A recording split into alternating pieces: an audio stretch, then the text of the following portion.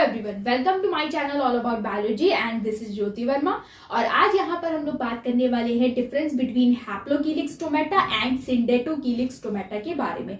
इस टॉपिक से रिलेटेड हमारे पास बहुत सारे कमेंट्स आ रहे थे, इसलिए आज यहाँ पर हम लोग इस टॉपिक को डिस्कस करने वाले हैं।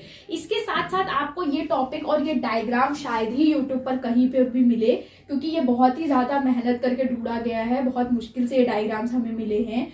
तो चलिए हम लोग इसे स्टार्ट करते हैं। फ्लोरिन ने ये कंसेप्ट दिया था सबसे पहले 1931-1933 में, और इन्होंने बेसिकली जिम्नोस्पर्म्स में स्टोमेटा को दो डिफरेंट कैटेगरीज में क्लासिफाई किया है, जो कि है हैप्लोकीलिक स्टोमेटा एंड सिंडेटोकीलिक स्टोमेटा। और इनका जो बेसिस था क्लासिफिकेशन का वो ये था कि इन्होंने स्टोमेटा की ऑन्टोजेनी के आधार पर क्लासिफिकेशन किया, यानी कि स्टोमेटा में दो स्ट्रक्चर्स होते हैं जो कि आपको पता भी है कि गार्ड सेल और सब्सिडरी सेल। तो गार्ड सेल और सब्सिडरी सेल किस तरीके से ओरिजिनेट हुए, उनका ओरिजिन किस सेल से हुआ है, उसके बेसिस पर इन्होंने यहाँ पर स्टोमेटा को इन दोनों कैटेगरीज में डिवाइड किया है, और इसी को हम ऑन्टोजेनी कहते हैं। ऑन्टोजेनी बेसिकली किसी भी चीज की डेवलपमेंटल स्टडी होती है, यानी कि वो चीज कैसे डेवलप हुई, उसके डेवलपमेंटल स्टेप्स क्या है और कौन सी मदर सेल से उसका ओरिजिन हुआ, ये बेसिकली ऑन्टोजेनी के अंतर्गत आती है।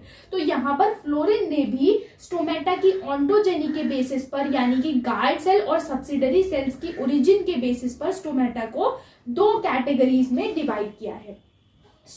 यहाँ जो दो कैटेगरीज हैं वो है हैप्लोकीलिक stomata and syndetocheilic stomata. हैप्लोकीलिक stomata में क्या होता है, जो गार्ड सेल्स है और जो सब्सिडरी सेल्स है दोनों अलग अलग मदर सेल से अराइज करते हैं, जबकि जो सिंडेटोकीलिक स्टोमेटा है उसमें गार्ड सेल्स और सब्सिडरी सेल दोनों एक ही मदर सेल से अराइज करते हैं। अब हम आपको दिखाते हैं कि किस तरीके से यहाँ पर ये डिवीजन होता है। तो बेसिकली हैप्लोकीलिक स्टोमेटा में the guard cells and the subsidiary cells originate from different mother cell. यहाँ पर कैसे ये होता है ये हम आपको दिखाते हैं।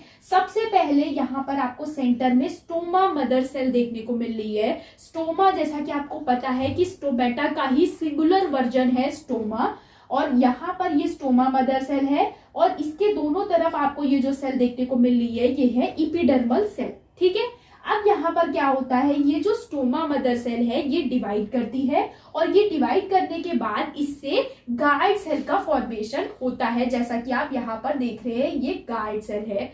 और यहाँ पर क्या होता है, गार्ड सेल के अराउंड जो इपिडर्मल सेल होते हैं वो ही मॉडिफाई होकर सब्सिडरी सेल का फंक्शन करने लगते हैं। तो यहाँ पर क्या हुआ, the epidermal cell probably modified into subsidiary cell. तो इस तरीके से हैप्लोकीलिक स्टोमेटा में आपको ये देखने को मिल रहा है कि यहाँ पर guard cell stoma mother cell से अराइज की है, जबकि जो सब्सिडरी सेल है वो इपिडर्मल सेल का ही एक मॉडिफिकेशन है। तो इस तरीके से हम कह सकते हैं कि यहाँ पर हैप्लोकीलिक स्टोमेटा में the guard cell and the subsidiary cell originate from different mother cell. Okay, और आपको इस टाइप का जो स्टोमेटा है ये आपको जिम्नोस्पर्म में कहाँ कहाँ देखने को मिलेगा, अब हम उसकी बात कर लेते हैं। तो एग्जाम्पल्स की अगर हम बात करें तो आपको ये स्टोमेटा देखने को मिलेगा जिम्नोस्पर्म का। जब हम क्लासिफिकेशन करते हैं तो उसमें बहुत सारे ऑर्डर्स आते हैं, उनके बारे में यहाँ पर हम देख लेते हैं। तो आपको साइकाटेल्स ऑर्डर में, जिसमें कि साइकस आता है, पेंटोजाइलेल्स ऑर्डर में, कॉर्डाइटेल्स ऑर्डर में, वोल्ट्जियल्स ऑर्डर में, इसके अलावा कॉनिफरेल्स में बेसिकली सेड्रस और पाइनस आता है, तो आपको वहां पर भी ये स्टोमेटा देखने को मिलेगा, और इफेड्रा में आपको हैप्लोकीलिक स्टोमेटा देखने को मिलेगा। इसके बाद अगर हम बात करें यहाँ पर सिंडेटोकीलिक स्टोमेटा की, तो सिंडेटोकीलिक स्टोमेटा में किस तरीके से डिफरेंशिएशन होता है वो हम यहाँ पर देख लेते हैं। तो यहाँ पर क्या है, यहाँ पर एक स्टोमा मदर सेल है। स्टोमा मदर सेल में यहाँ पर पहला डिवीजन हुआ है, और जिसकी वजह से दो स्पेशलाइज्ड सेल यहाँ पर बने हैं। अब यहाँ पर क्या होता है, ध्यान से देखिएगा, ये जो दो स्पेशलाइज्ड सेल हैं इसमें से एक स्पेशलाइज्ड सेल में दोबारा डिवीजन होता है, सेकेंड डिवीजन होता है, जिसकी वजह से दो सेल और बनते हैं, यानी कि टोटल 3 सेल बने हैं। एक पहले वाला सेल और एक ये जो स्पेशलाइज्ड सेल है ये डिवाइड हुआ, तो इससे भी 2 सेल बने। तो यहाँ पर 3 सेल आपको देखने को मिलेंगे, जिसमें से एक जो सेंट्रल सेल होता है, इसको हमने अलग कलर से बना रखा है, ये जो सेंट्रल सेल है ये फिर से डिवाइड करता है और इससे गार्ड सेल का फॉर्मेशन होता है। जबकि सेंट्रल सेल के दोनों तरफ जो सेल्स होती हैं वो सब्सिडरी सेल्स का फंक्शन करती हैं। तो यहाँ पर आप देख सकते हैं कि किस तरीके से सिंडेटोकीलिक स्टोमेटा में स्टोमा मदर सेल से ही गाइड सेल और सब्सिडरी सेल दोनों का ही ओरिजिन हुआ है। तो इस तरीके से सिंडेटोकीलिक स्टोमेटा में हम ये कह सकते हैं कि here the guard cells and the subsidiary cell originate from same mother cell. इसको आप ऐसे भी याद रख सकते हैं, ये सेम मदर सेल से ओरिजिनेट होते हैं और ये सिंडेटोकीलिक है, यानी दोनों जगह एस आ रहा है। तो आप कुछ इस तरीके से भी इसे याद कर सकते हैं। एग्जाम्पल्स की अगर हम बात करें तो आपको सिंडेटोकीलिक टाइप स्टोमेटा बेनीटाइटेल्स में देखने को मिलेगा, जिसे हम साइकाडियोआइडेल्स के नाम से भी जानते हैं, और आपको ये वेलविस्टियल्स में भी देखने को मिलेगा जिसमें वेलविस्टिया आता है। तो अगर आपको यहाँ पर हैप्लोकीलिक और सिंडेटोकीलिक स्टोमेटा के बीच में एग्जाम्पल्स लिखने हैं और अगर आप बीएससी लेवल के हैं तो आप यहाँ पर ये ऑर्डर्स स्किप कर सकते हैं। अगर आपको याद हो जाते हैं तो अच्छी बात है, अगर आप स्किप करना चाहते हैं बीएससी लेवल पर तो आप यहाँ पर साइकस, सेड्रस और इफेड्रा मेंशन कर सकते हैं, और यहाँ पर आप वेलविस्टिया मेंशन कर सकते हैं एग्जाम्पल में बीएससी लेवल पर। एमएससी लेवल पर तो आपको ये सारे एग्जाम्पल्स लिखने ही होंगे।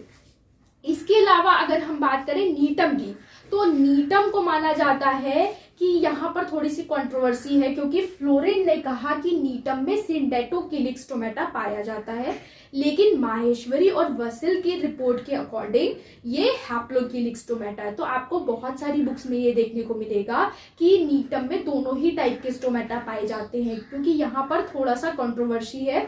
फ्लोरिन ने इसे सिंडेटोकीलिक टाइप बताया है, जबकि माहेश्वरी ने इसे हैप्लोकीलिक टाइप बताया है। तो आपको नीटम में थोड़ा सा यहाँ पर देखने को मिलेगा कंफ्यूजन।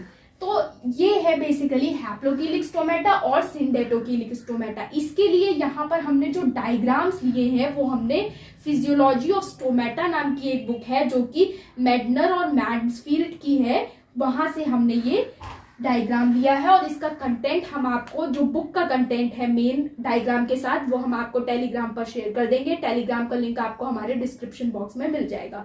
इसके अलावा यहाँ पर जो मैंने एग्जाम्पल्स लिए हैं ये भी ऑथेंटिक बुक से ही रिफर करे हैं, जो कि है भटनागर एंड मोइत्रा की बुक जिम्नोस्पर्म्स की। तो जब आप एमएससी लेवल पर बुक पढ़ रहे होते हो तो आपको कई बुक से लेना पड़ता है कंटेंट, क्योंकि आपको किसी भी एक बुक में सारा कंटेंट नहीं मिलने वाला। जिम्नोस्पर्म्स की अगर हम बात करें तो कुछ बहुत अच्छी बुक्स हैं एमएससी लेवल पर पढ़ने के लिए जो मैं आपको बता सकती हूँ, जो कि है भटनागर एंड मोइत्रा की बुक है जिम्नोस्पर्म की, जिसमें आपको बहुत ही ज्यादा डिटेल में सारी चीजें मिल जाएंगी। इसके अलावा आप स्पॉर्ने की बुक भी पढ़ सकते हो, बहुत अच्छी बुक है। चैम्बरलेन की बुक है, वो भी बहुत अच्छी है। इसके साथ साथ अगर आपको साइकस के बारे में, स्पेसिफिकली साइकस के बारे में पढ़ना है तो आप डीडी पंत सर की बुक है, बहुत अच्छी किताब है, वो आप पढ़ सकते हैं। और भी इसके अलावा बहुत सारी किताबें हैं जिम्नोस्पर्म्स की जो आप पढ़ सकते हैं एमएससी लेवल पर। आज के लिए इतना ही। अगर आपको वीडियो पसंद आया तो चैनल को सब्सक्राइब करिए, लाइक करिए, शेयर करिए। Thank you so much.